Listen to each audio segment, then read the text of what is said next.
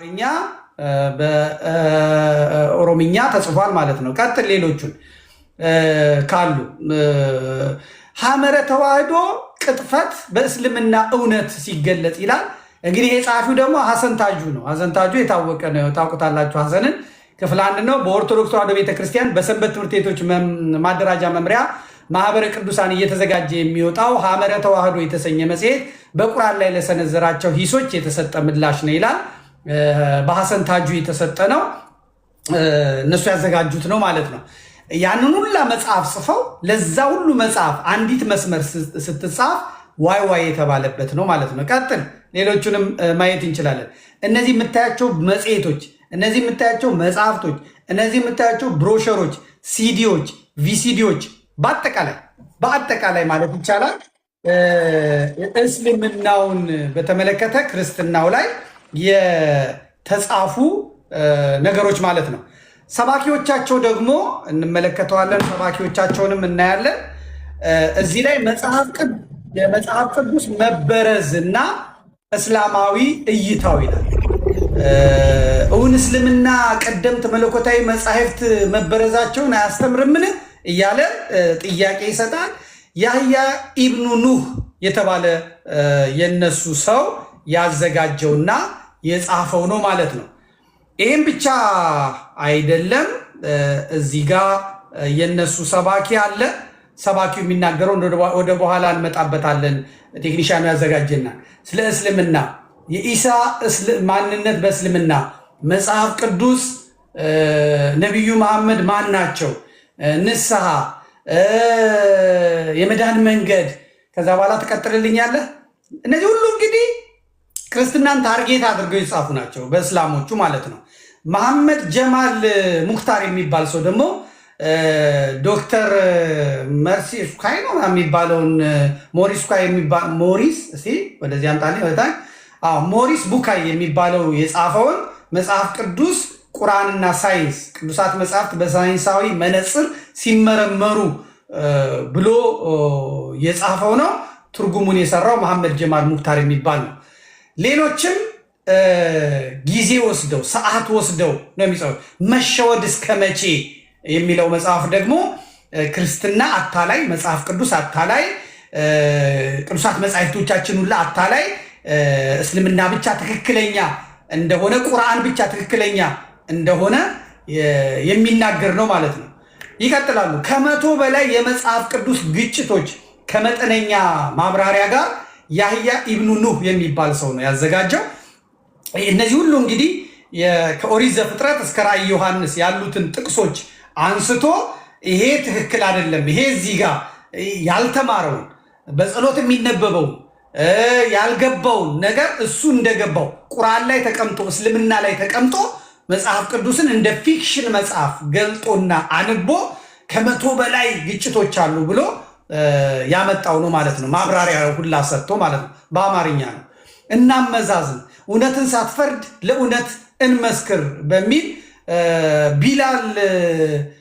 ቢላል የሚባል የዳዕዋ ማዕከል ናይሮቢ ኬንያ ሆኖ በአማርኛ ያዘጋጀው ነው። እኔ ይህንን ስነግራችሁ በክርስትናው ደግሞ ለእስልምናው ምላሽ ተብሎ የተዘጋጀ መጽሐፍ የምታውቋቸው ካላችሁ ብታመጡ ደስ ይለናል።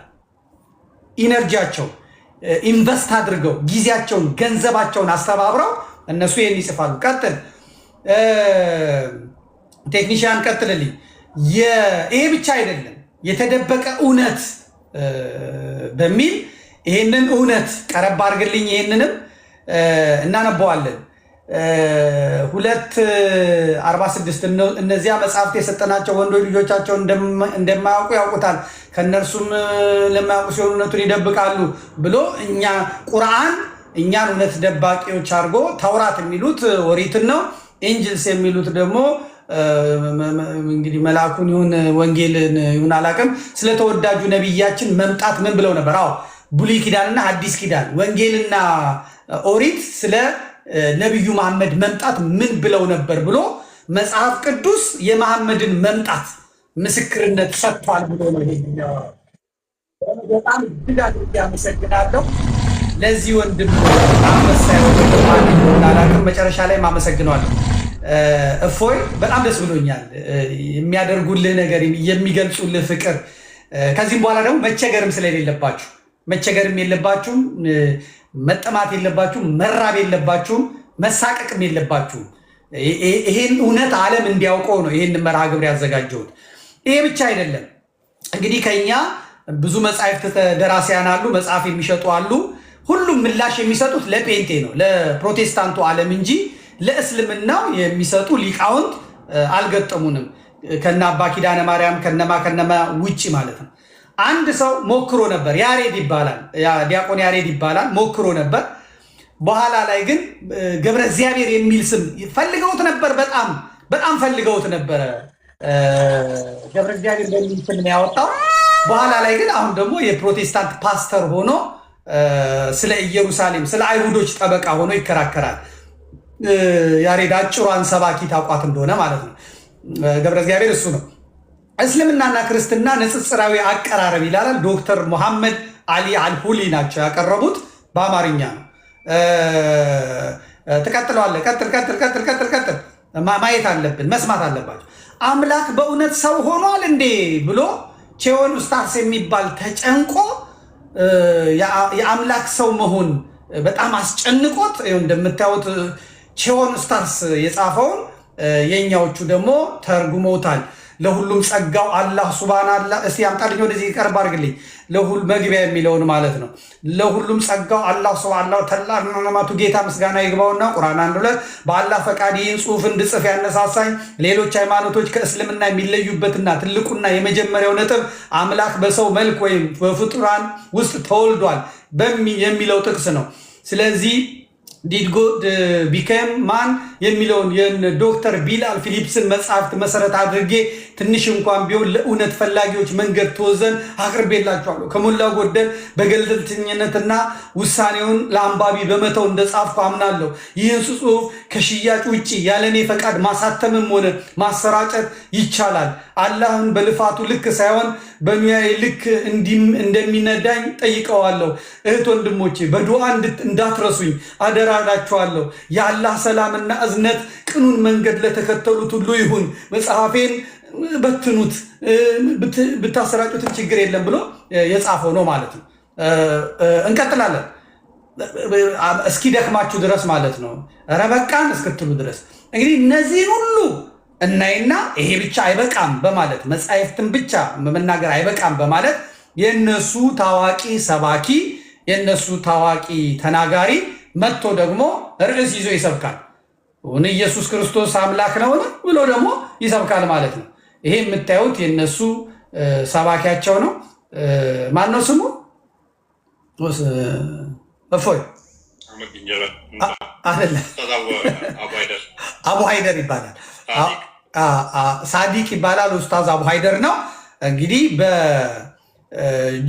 በማዕከል በነሱ በእስላሚክ ማዕከላቸው ውስጥ ሆኖ ስለ ቁርአን አይደለም የሚያስተምረው። በጣም የጨነቀው ያንገበገበው እሱን ሌላ ስለሆነ ማለት ነው።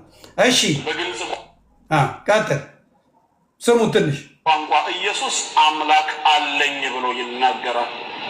አምላክ ካለው እሱ እንዴት አምላክ ይሆናል? ዮሐንስ ወንጌል ምዕራፍ 20 ቁጥር 17 ላይ በዮሐንስ ወንጌል ምዕራፍ 20 ቁጥር 17 ላይ መግደላዊት ማርያም እንደ መጽሐፍ ቅዱስ አስተምህሮ 7 አጋንንት ያወጣላት ማለት ነው ከመቃብሩ በስተውጭ ቆማ ጌታዬን ወስደውታል ብላ እያለቀሰች ነበር። ኢየሱስ ከኋላ ሆኖ ማርያም ብሎ ጠራት። እርሱ መሆኑን ስታውቅ ረቡኒ አለችው፣ በዕብራይስጥ ማለት ነው። እዛው መጽሐፍ ላይ ሲናገር ትርጓሜውም መምህር ሆይ ማለት ነው። ልትነካው ስትመጣ ምን አላት? ቁጥር 17 ላይ አትንኪኝ፣ ገና ወደ አባቴ አላረኩምና ነገር ግን ወደ ወንድሞቼ ሄደሽ አለ። ወንድም አለው ማለት ነው ዒሳ። እኔ ወደ አምላኬና ወደ አምላካችሁ ወደ አባቴና ወደ አባታችሁ አርጋለሁ ብሏል ብለሽ ንገሪያቸው አለ። ላካት። ምን ብላ እንድትናገር ለሐዋርያቶች? እኔ ወደ አምላኬና ወደ አምላካችሁ ወደ አባቴና ወደ አባታችሁ አርጋለሁ ብሏል። ዒሳ አለይሂ ሰላም አምላኬ አባቴ ብሎ የሚጠራው ማንን ነው? ይበቃናል። ዋናው ነገር ማሳየት የፈለግነው ምንድን ነው? በነፃነት ነው። ኢትዮጵያ ውስጥ ሆኖ ነው። በነፃነት ነው። ሀገር ውስጥ ሆኖ ነው። ኢየሱስን የመስደብ ኢየሱስን የመናገር ኢየሱስን የኔን አምላኬ የምለው መድህኔ የምለው አንተ ቁርአን ላይ ስትናገራቸው ያው ይሰማሉ። ቁርአን ላይ ስትናገር አይ እዚህ ቦታ ላይ እንዲህ እኮ ይፈታል እንደዚህ እኮ ይባላል ይሄ ደረቁ ነው ይሉሃል። የኛን ግን ያንኑ ራሱን ወስደው ለምን እንደተባለ የት ጋር እንደተፈታ ሳይጠይቅ በነፃነት ያስተምራሉ። ይህን ህዝብ እንዲያውቀው እንዲያየው ነው የተደረገው። በትንሹ ነው ያመጣሁት። የእነ አህመዲን ጀበል አልተካተተም። የሌሎቹም ታዋቂ የነሱ ሰዎች አልተካተተም። ስለዚህ እነሱ ይህንን ሁሉ እያደረጉ እነሱ ይህንን ሁሉ እየተናገሩ ወደ አንተ ነው ጥያቄውን የሚመጣው። ከህዝብ የመጣ ጥያቄ ነው። ከአንተ ወገን ከኔ ከምትላቸው ከአንተ ወገን በዚህ ጉዳይ ላይ አብሮ የመስራት የመረዳዳት የመተጋገዝ ሁኔታ አለ ወይ?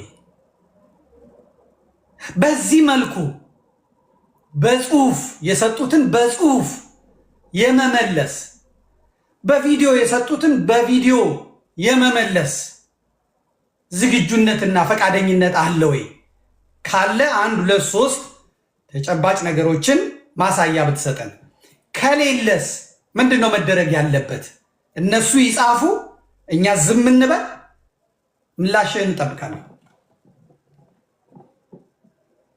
ያ እንግዲህ መጽሐፍቶችን የተለያዩ መጽሐፍቶችን አሳይተሃል። ጽሁፎች ሲሆኑ እንግዲህ በጽሁፍ ምላሽ ቢሰጥባቸው በጣም አሪፍ ነው። ይህንን ደግሞ የሚያደርጉ አካላት መነሳት አለባቸው። እስካሁን ድረስ አሉ የሚል እምነት የለኝም። እስካሁን አሉ የሚል እምነት የለኝም። ወደፊት ሜቢ ተስፋ እናደርጋለን ይመጣሉ የሚል ማለት ነው። ምላሽ መስጠትም ብቻ አስፈላጊ ነው ብዬ አላስብም። ምላሽ እስከ መቼ ምላሽ እየሰጠት ቀጥላለን? ምላሽ ከመስጠት መጠየቅ መልመድ